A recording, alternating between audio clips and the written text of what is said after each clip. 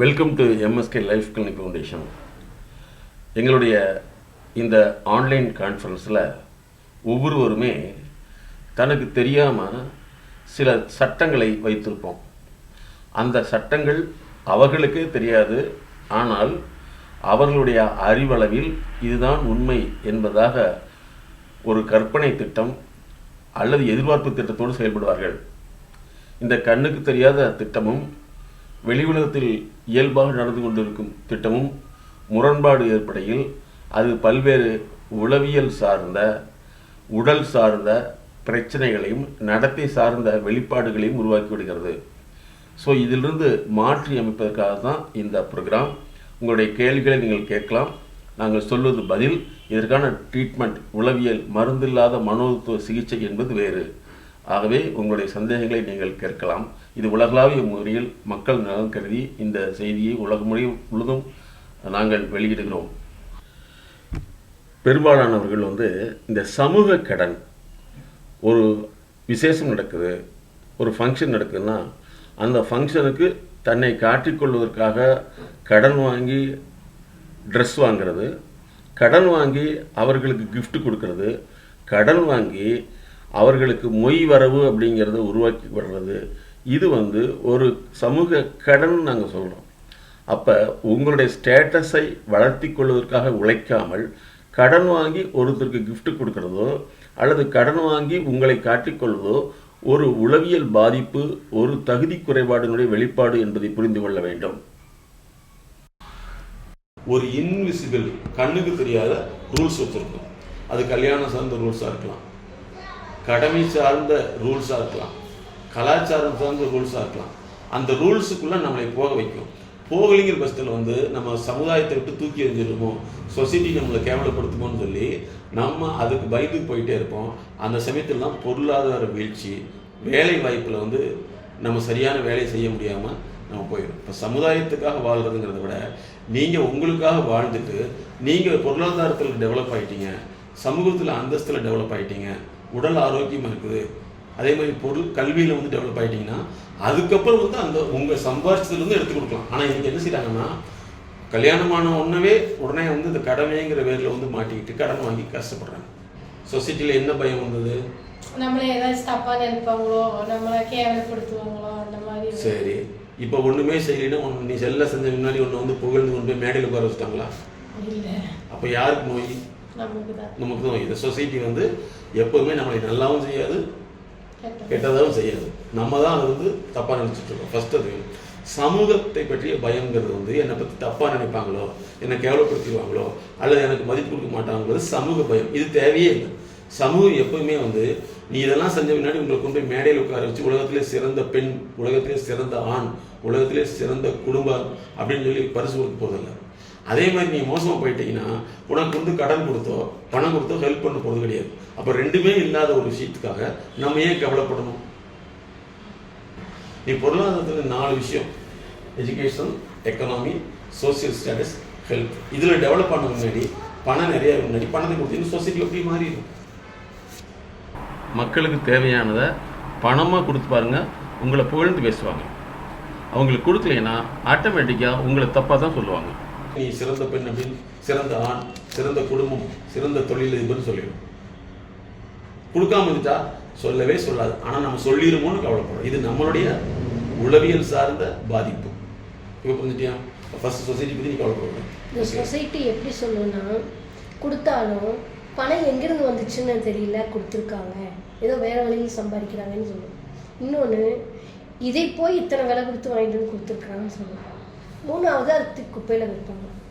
இந்த 3 தான் பண்ணுவாங்க சொசைட்டிங்கிறது. நம்ம ஃபேமிலி சர்க்கிள்லேயே இதுதான் நடக்கும். அப்போ நம்ம இந்த சொசைட்டி புரிஞ்சுக்கிட்டு நம்மளையும் நம்ம உயர்த்திட்டு போனோம்னு நம்ம ஜெயிக்க முடியும். இந்த வாழ்க்கை சிக்கல் தான் உங்களை தூக்கத்தை கெடுக்கும். உங்களை அறியாமலேயே அன்கான்சியஸாக டெய்லி ஒவ்வொரு நிகழ்வுகள் உள்ளே போயிட்டே இருக்கும். இதுதான் தூக்கத்தை கெடுக்கும். அப்போ அடுத்தது வேறு என்ன பயம் வரும்? இப்படி தான் ஒவ்வொருத்தரும் கேட்பாங்க. ஆனால் பயங்கிறது தூக்கி எறியக்கூடிய ஒரு விஷயம் அல்ல. அது உங்கள் வாழ்க்கையில் ஏற்கனவே நிகழ்ந்தது, இப்போ அதை போன்ற இன்னொன்று நிகழ்கிறது. இதெல்லாம் ஒட்டு மொத்தமாக உங்களுடைய நரம்பு ரீதியில் பாதிப்பு ஏற்படுத்தும். நல்லா தெரிஞ்சுக்கணும். நம்மளுடைய ஃப்ரெண்ட்ஷிப்புங்கிறது வந்து பொழுதுபோக்குக்காக இருக்கக்கூடாது, நம்மளை டெவலப் பண்ண மாதிரி இருக்கணும். அப்போ அந்த வகையில் வந்து ப்ரொஃபஷனல் ஃப்ரெண்ட்ஷிப் வச்சுக்கணும், துறை சார்ந்த நிபுணர்களுடைய ஃப்ரெண்ட்ஷிப் வச்சுக்கணுமே தவிர குடும்பம் சார்ந்த நபர்கிட்ட தொடர்பு வச்சுக்கணும். தொழில் சார்ந்த நிபுணர்கிட்ட ரிலேஷன்ஷிப் வச்சுக்கணும். ஃபாலோ பண்ண முடியுதா? ஒரு ஃப்ரெண்ட்ஷிப்ங்கிறது துறை சார்ந்த நிபுணர்கிட்ட வச்சுக்கணுமே தவிர ஃபேமிலி மெம்பர்கிட்ட ஒரு ரிலேஷன்ஷிப் வச்சுக்கணும். ரிலேஷன்ஷிப் வேற, ஃப்ரெண்ட்ஷிப் வேற. அதாவது சொந்தக்காரங்கிட்ட வந்து ரிலேஷன்ஷிப் வச்சுக்கணும், தொடர்பு வச்சுக்கணும். துறை சார்ந்த நிபுணர்கிட்ட வந்து என்ன வச்சுக்கணும்னா ஃப்ரெண்ட்ஷிப் வச்சுக்கணும். இப்போ கிளியரா? நம்ம மாற்றி வச்சுட்டோம்னா நம்ம ப்ராப்ளம். அதாவது டாக்ஸிக் எலைட் மஸ்குலினிட்டின்னு சொல்கிறோம். டாக்ஸிக் எலைட் மஸ்குலினிட்டி அப்படிங்கிறது என்னென்னா, சில ஆண்கள் வந்து ஒரு பெண்ணை வந்து அடிமைத்தனமாக வச்சுக்கிட்டோம்னு நினைப்பாங்க. அவங்களுக்கு எந்த விதமான அறிவு வந்துடக்கூடாது, ஏன் அவங்க வெளியே கூட போகக்கூடாதுன்னு சொல்லிட்டு அந்த நச்சுத்தன்மை உள்ள ஆண் தன்மை உள்ளவங்க நிறைய பேர் இருப்பாங்க. அவங்க வந்து என்னென்னா பெண்களை வந்து மையப்படுத்தி அவங்க எங்கேயுமே போகக்கூடாது, எதை செஞ்சாலும் தப்பு கண்டுபிடிச்சிட்டே இருக்கக்கூடியவங்க இருப்பாங்க. இதே மாதிரி டாக்ஸிக் எலைட் ஃபெமினிட்டின்னு இருக்காங்க. இவங்க வந்து என்ன செய்வாங்கன்னா ஆண்களை வந்து எங்கேயுமே விடாமல் யாருக்குமே தொடர்பு இல்லாமல் 24 hours தன்னையே நினைச்சிட்டு இருக்குன்னு நினைப்பாங்க. இது ரெண்டுமே வியாதி தான். வந்து ஒரு பெண்ணோ ஆணோ சமூக தொடர்பை வந்து காரணம் இல்லாமல் கட் பண்ணுறாங்கன்னா அவங்களுக்கு வந்து ஒரு இந்த குடும்பத்தில் உள்ளவங்க வெளியில் போனால் அவங்க தப்பாக போயிடுவாங்களோன்னு சொல்லி இவங்களுடைய தப்பான எண்ணத்தை அவங்க மேலே திணிக்கிறாங்கன்னு அர்த்தம். இது வந்து கவுன்சிலிங் வந்து பழைய காலத்து மெத்தட். இது வந்து டெவலப்மெண்டல் கன்சல்டன்சி. சரியா? வளர்ச்சிக்கான நீங்க தான் பண்ணணும். நீங்க பண்ணி நீங்க கரெக்டானதா என்னோட பிரச்சனை தீர்வு கிடைக்கும், உங்களோட பிரச்சனை தான் எனக்கு எப்பவுமே அப்படி சொல்லக்கூடாது. நீங்கள் என்ன சொல்லணும்னா ஒரு குடும்பத்தில் வந்து ஹஸ்பண்ட் ஒய்ஃப்குள்ள வந்து ஹஸ்பண்டு ப்ராப்ளமாக இருக்காருன்னா ஒய்ஃபு அறிவாளியாக இருந்ததுன்னா எனக்கு கன்சல்டேஷன் வேணும்னு சொல்லி அவங்கள கூட்டிகிட்டு வந்தால் தான் அது சரியாகவே தவிர உனக்கு தான் கன்சல்டேஷன் வேணும் அப்படிங்கிறப்ப அது பிரச்சனையும் உண்டாகும். அதே மாதிரி வந்து ஒரு ஆண் வந்து பெண் ப்ராப்ளமாக இருக்குன்னா அந்த நேரம் அந்த ஆண் போய் உனக்கு பிரச்சனை இருக்குது வா ஒரு கன்சல்டேஷன் போகலான்னு சொன்னால் பிரச்சனை வந்துடும். அப்போ முதல்ல வந்து ஆண் எனக்கு கன்சல்டேஷன் வேணும் நீங்கள் கூட வான்னு சொன்னால் மட்டும்தான் அந்த பிரச்சனைக்கான தீர்வு கிடைக்கும். நம்ம நேரடியாக சொல்லக்கூடாது. உடல் சார்ந்த நோய் வேற, சமூகம் சார்ந்த பிரச்சனை வேற, பிஸ்னஸ் சார்ந்த பிரச்சனை வேற. அப்போ உடல் பிரச்சனைக்கு நேரடியாக போயிடுவாங்க. ஆனால் வாழ்க்கை பிரச்சனைக்கு அதில் யார் இன்டெலிஜென்ட், ஹஸ்பண்ட் ஒய்ஃப்ல வந்து யார் இன்டெலிஜென்ட்டோ அவங்க டேக் கேர் எடுத்து எனக்கு வேணும்னு சொல்லி இவங்களை இன்னொருத்தர் கூட்டிகிட்டு வந்தால் மட்டும்தான் அதில் சக்ஸஸ் ஆகும். அதை விட்டு போட்டு நீ தான் மோசமாக இருக்க, உனக்கு தான் கன்சல்டேஷன் வேணும், உனக்கு தான் டாக்டருடைய ட்ரீட்மெண்ட் வேணும்னு சொல்கிறப்போ வந்து அது ஒரு பிரச்சனையை உண்டாக்கி. அதுதான் நாங்கள் என்ன சொல்கிறோம்னா ஃபஸ்ட்டு யாருக்கு ப்ராப்ளம் பண்ணிக்கிறத விட இந்த ப்ராப்ளத்துக்கு பக்கத்தில் யார் இன்டெலிஜென்ட்டாக இருக்காங்களோ அவர்கள் மூலம் தான் அவங்கள மாற்ற முடியும். இப்போ புரியுதா? அப்போ வந்து உனக்கு தூக்கமின்மைக்கு காரணம் குழந்தைகள் சார்ந்த பிரச்சனை, குடும்பம் சார்ந்த பிரச்சனை, சமூகம் சார்ந்த பிரச்சனை. இந்த 3 விஷயத்தை எப்படி பார்க்கணும்னு தெரிஞ்சுக்கிட்டியா? எப்படி பார்க்கணும்? ஃபர்ஸ்ட் ஒன்று சொல்லு. நம்ம வந்து சமூகத்தை பார்க்கக்கூடாது.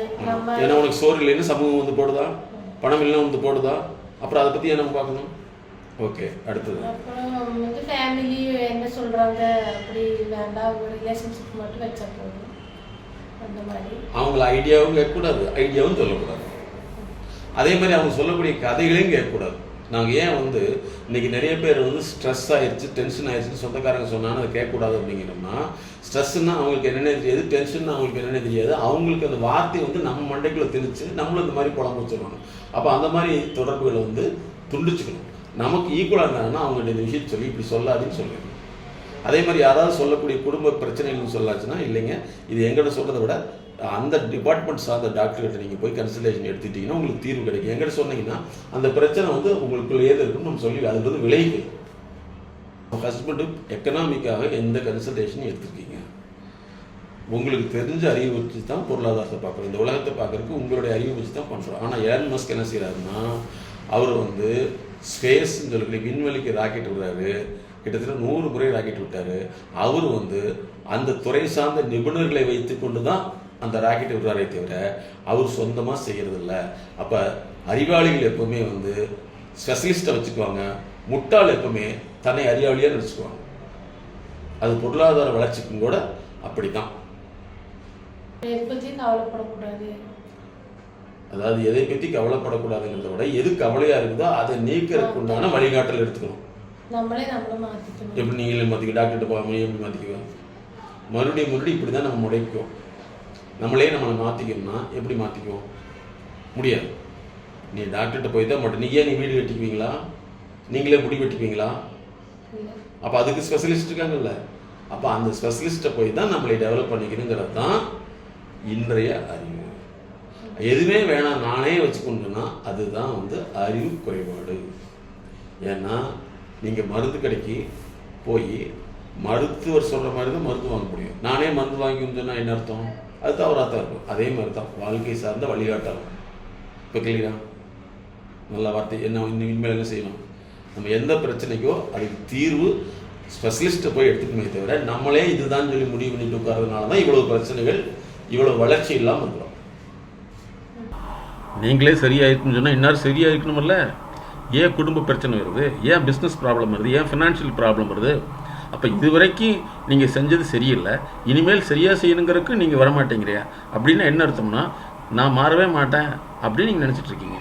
அப்போ எப்படி உடல் பாதிப்பை மாற்றுவதற்கு மருந்து சார்ந்த சிகிச்சையோ வாழ்க்கை பாதிப்பை மாற்றுவதற்கு தான் இந்த வாழ்வியல் சார்ந்த கல்வி, பொருளாதார, சமூக, உடல் சார்ந்த பல்வேறு உளவியல் பிரச்சனைக்கான தீர்வை தேடணும்னு நாங்கள் சொல்கிறோம். கன்சல்டேஷனில் என்னென்ன விஷயத்தை கரெக்டாக தெரிஞ்சுட்டு நோட் பண்ணிக்குவாங்களாம். ஏன்னா இதை எடுத்து பார்க்கணும். இல்லை அப்போ தான் நைட்டில் இந்த மாதிரி இதுக்கெல்லாம் வலி இருக்குன்னு சொல்லி நிம்மதியாக தூங்க முடியும். இல்லைன்னா வலியே இல்லாமல் வலியே இல்லைன்னு கவலைப்பட்டுருப்போம். புரியுதமா? பிரச்சனைகளை நமக்கு நம்மளே சொல்யூஷன் கണ്ടെத்தாமல் ஸ்பெஷலிஸ்ட்டை கொண்டு போய் பார்த்து என்ன இதுன்னு முடிவு பண்ணணும். പിന്നെ சொசைட்டி, ஃபேமிலி இவங்களை பற்றி இதாக்காமல் நல்லது நெகட்டிவானது இருந்துச்சுன்னா அவங்கக்கிட்ட இருந்து விலகிடணும். நம்ம அது அந்த தோற்குள்ளே போகக்கூடாது. பின்ன அதிலே ஒரு சின்ன சேஞ்சஸ் என்னென்னா, ஒரு குடும்ப சூழ்நிலை இருக்குல்ல, இப்போ சிலர் அவங்களுடைய நெகட்டிவ் நம்மகிட்ட சொல்லிகிட்டே இருப்பாங்க. அவங்க நமக்கு ஈக்குவல் ரேஞ்சாக இருந்துச்சுன்னா அவங்கள இந்த மாதிரி நீங்கள் எங்கிட்ட சொல்கிறதுனால எந்த பிரயோஜனம் இல்லை, நீங்கள் உங்கள் பிரச்சனைக்கான தீர்வு ஸ்பெஷலிஸ்ட்டை போய் தேர்வு சொல்லி நம்ம கட் பண்ணி விட்டுறணும். நமக்கு ஏஜுக்கு மீறினவங்களாக இருந்துச்சுன்னா மேக்ஸிமம் நம்ம கட்டாயிக்கணும். ஒருத்தர் தவறான விஷயங்களை சொல்லிக்கிட்டே இருக்காங்க, அடிக்கடி புலம்பிக்கிட்டே இருக்காங்கன்னா அது நம்ம கேட்க கேட்க என்ன ஆயிரும்னா அதுவே நமக்கு அவங்க சொல்கிற விஷயம் மாதிரியே நமக்கு விஷயம் நடக்க ஆரம்பிச்சிடும். குடும்ப சூழ்நிலையில், வேலைக்கு போகிற இடத்துல சில டாக்ஸிக் பர்சனாலிட்டின்னு சொல்லுவாங்க. எப்போவுமே எதையாவது நம்ம புலம்பிக்கிட்டே இருப்பாங்க. அவங்க யாரை பார்த்தாலும் சரி ஒரு பிரச்சனையை சொல்லி பரம்புல சொல்லி அங்கே இப்படி இருக்கிறது, இங்கே இப்படி நடக்குது, அங்கே தகராறு இருக்கிறது, இங்கே கலவரமாக இருக்குன்னு சொல்லிக்கிட்டே இருப்பாங்க. பணமே வரல, வேலையே இல்லை,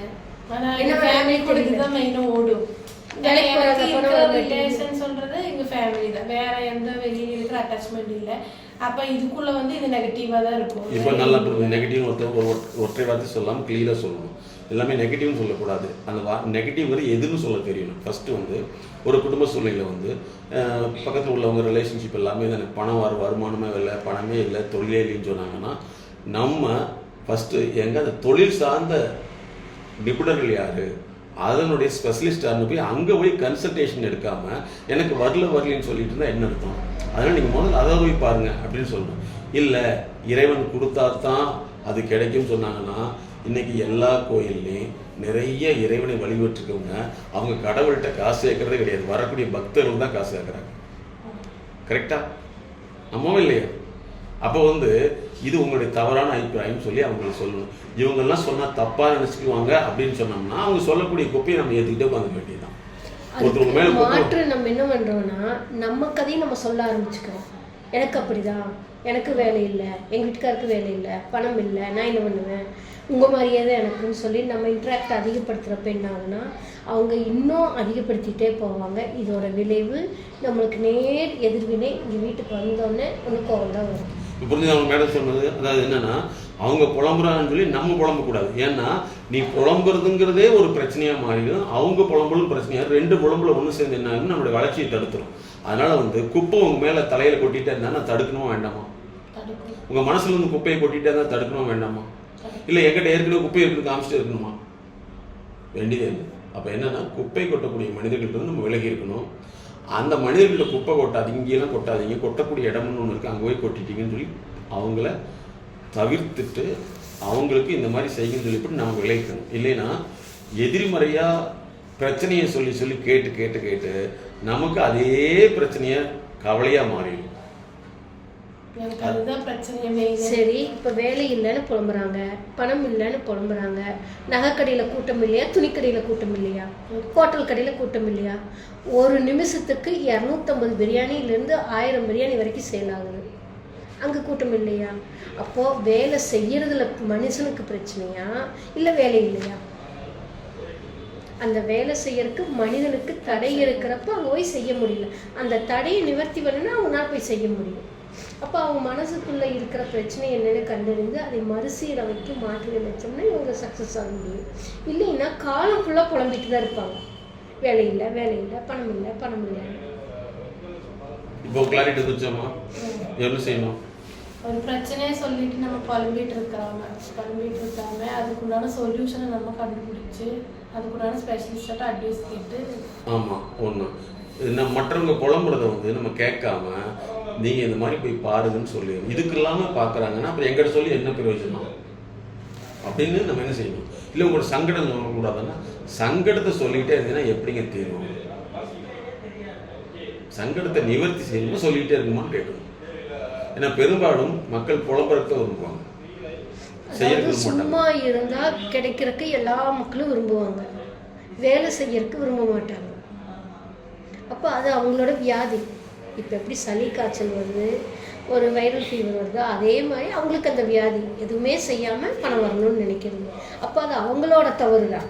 அதுக்கு அவங்க 1000 காரணம் சொல்லுவாங்க. நேரம் சரியில்லை, வீடு சரியில்லை, இங்கே இருக்கிறவங்கெல்லாம் நெகட்டிவாக இருக்காங்க, இங்கே இருக்கிற இடம் சரியில்லை, இந்த டேபிள் சரியில்லை, கட்டல் சரியில்லை, இடத்த மாற்றி வைக்கணும், வீட்டை மாற்றணும். ஆனால் நம்மளை நம்ம மாற்றிக்கணுங்கிறது எடுத்துக்கவே தெரியாது அவங்களுக்கு. அது அவங்களோட வியாதி. அப்போ அந்த மனிதர்கள்கிட்ட இப்படி ஒரு வழிகாட்டி இருக்குது, போங்க போங்கன்னு சொல்லிட்டு நம்ம வாட்டுக்கு நம்ம ஃப்ரீயாக ஆகிக்கணும். அவங்களோட குப்பையை ரிசீவ் பண்ணுறதை கட் பண்ணிக்கணும். சரியா? அதாவது மனக்கழிவுகள் ரெண்டு இருக்கும். எப்படி ஒரு மனிதனுடைய மனக்கழிவுகளை நம்ம வாங்கக்கூடாதோ அதே மாதிரி மனக்கழிவுகளை வாங்கக்கூடாது. அந்த கழிவுகள் நம்ம புலம்புறது கேட்கறதே அந்த கழிவுகள் நம்ம விரும்புகிறோம்னு அர்த்தம். அதனால தான் நிறைய பேர் நாங்கள் அடிக்கடி சொல்கிறது, பல பேர் பிறர் குறைகளை பேசிக்கொண்டு பிறருடைய குறை பேசுறதை கேட்டுக்கிட்டே இருப்பாங்க. அதுக்கு என்ன சொல்கிறோம்னா சங்கடம் சொன்னால் மனசு நிம்மதியாக இருக்குன்னு ஒரு காரணம் தெரிஞ்சுக்குவாங்க. ஆனால் அந்த சங்கடத்தை சொல்லி சொல்லி கேட்டு கேட்டு இவங்களுக்கு சங்கடம் வர ஆரம்பிச்சிடும். எப்படி மனக்கழிவுகளை வாங்கிட்டே இருந்தோம்னா அது நோயாக மாறுமோ, மனக்கழிவுகளை வாங்கிட்டாலும் நோயாக மாறும். ஆனால் விழிப்புணர்வு என்பது வேறு. இப்போ நாங்கள் ஒவ்வொரு பள்ளியாக இருக்கட்டும், அதாவது ஸ்கூலாக இருக்கட்டும், காலேஜாக இருக்கட்டும், இண்டஸ்ட்ரியலாக இருக்கட்டும், இங்கே நாங்கள் விழிப்புணர்வு கொடுக்குறோம். ஒரு செல்ஃபோன்னால ஒரு பிரச்சனை வருதுங்கிறது இது நெகட்டிவ் கிடையாது, விழிப்புணர்வு. ஆனால் சிலர் என்ன நினைப்பாங்கன்னா அவங்களுக்கு தகுந்த மாதிரி பேசினா மட்டும்தான் பாசிட்டிவ் நினைப்பாங்க. உலகத்தினுடைய உண்மைத்தன்மையை சொன்னால் அவங்களால ஏற்றுக்க மாட்டாங்க. அந்த மாதிரி ஏற்றுக்காத மனிதர்களோட நம்ம விலகி இருக்கிறது தான் நல்லது.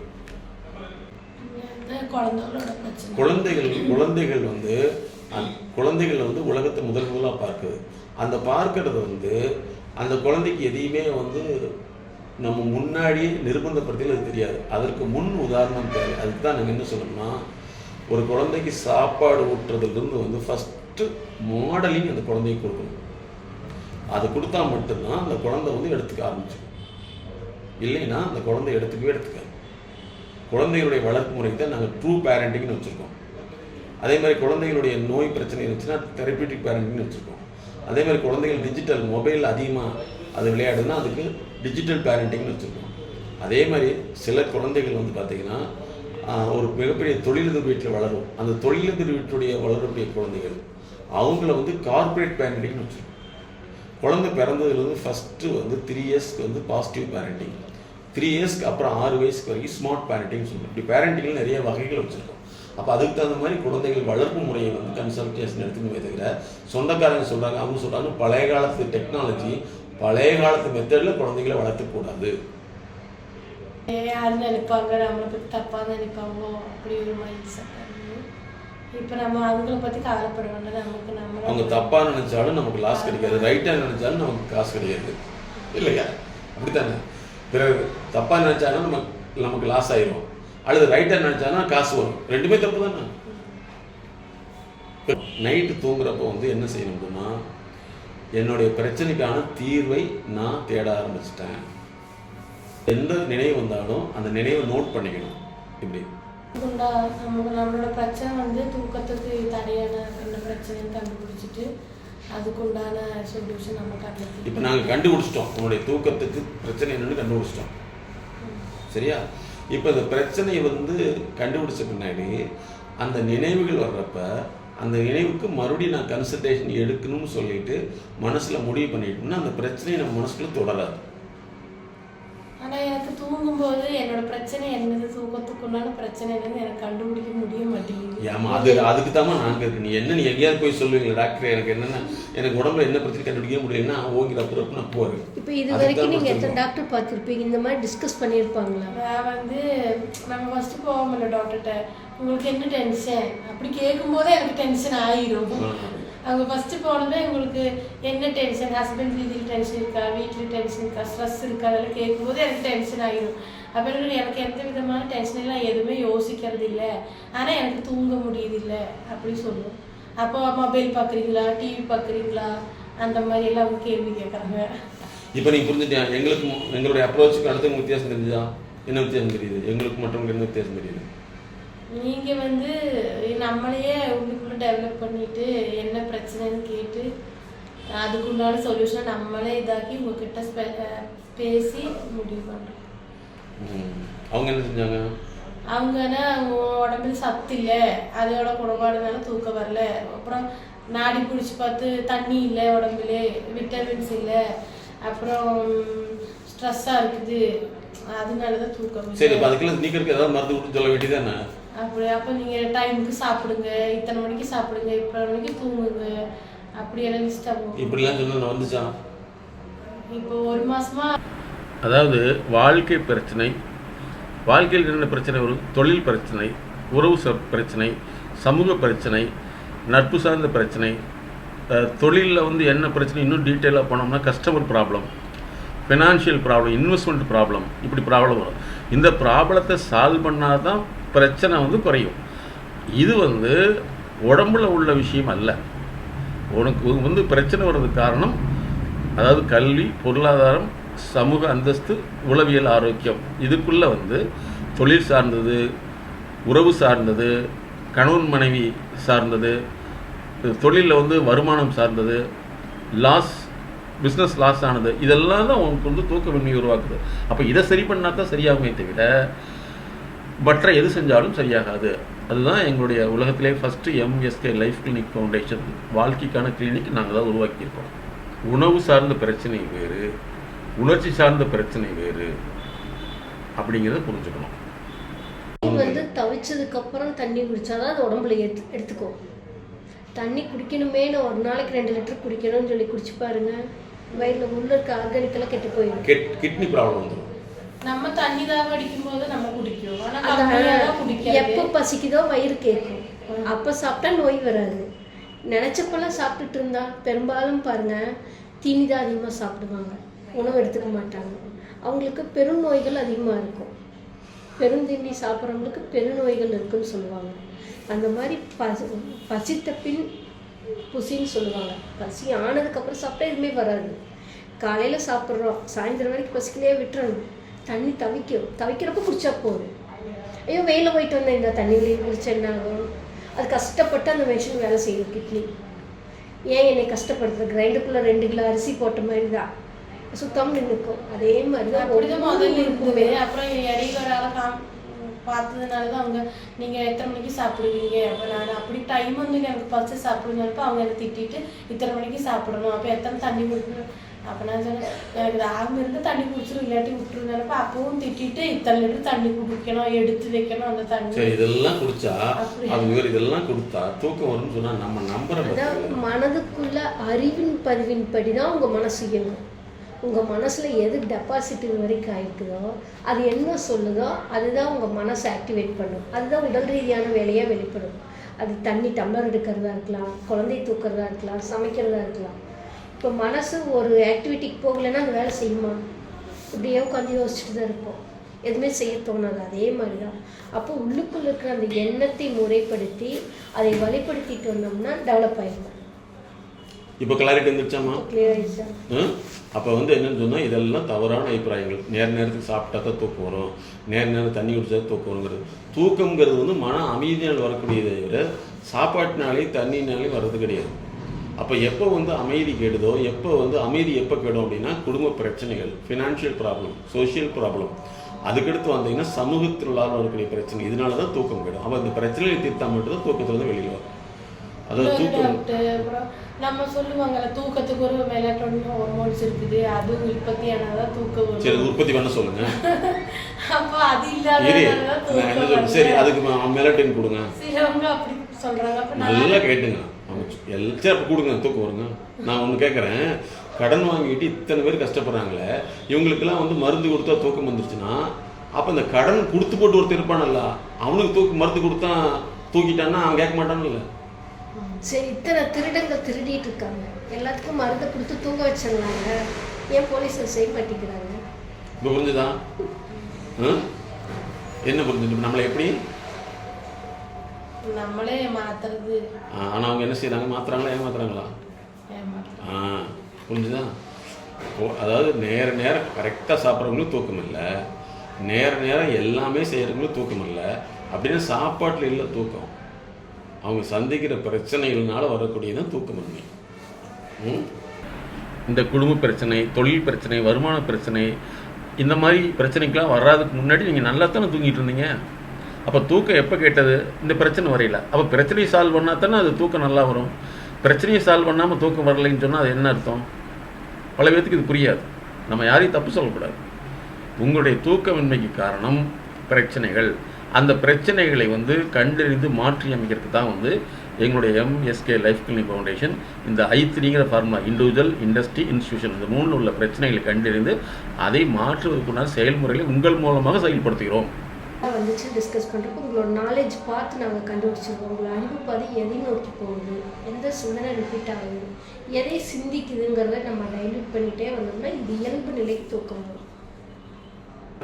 எம்எஸ்கேங்கிறது மைண்ட் செட் நாலேஜ், மனப்பதிவுசார் அறிவு. நோட் பண்ணிக்கோ, எம்எஸ்கேங்கிறது மைண்ட் செட் நாலேஜ். போட்டுருங்க, புரியுதா? Mind set. உங்கள் மனப்பதிவில் என்ன பதிவு அறிவு, என்ன பதிவு, எந்த மாதிரி பதிவாயிருக்கு அப்படியே சொன்ன மாதிரி தான். சொல் அர்த்தம் வேறு, பொருள் அர்த்தம் வேறு. நீங்கள் ஒரு அர்த்தம் வச்சுருப்பீங்க, அது ரியாலிட்டி கொண்டு வரப்போ இயல்பு நிலைக்கு ஆரம்பிக்கும்.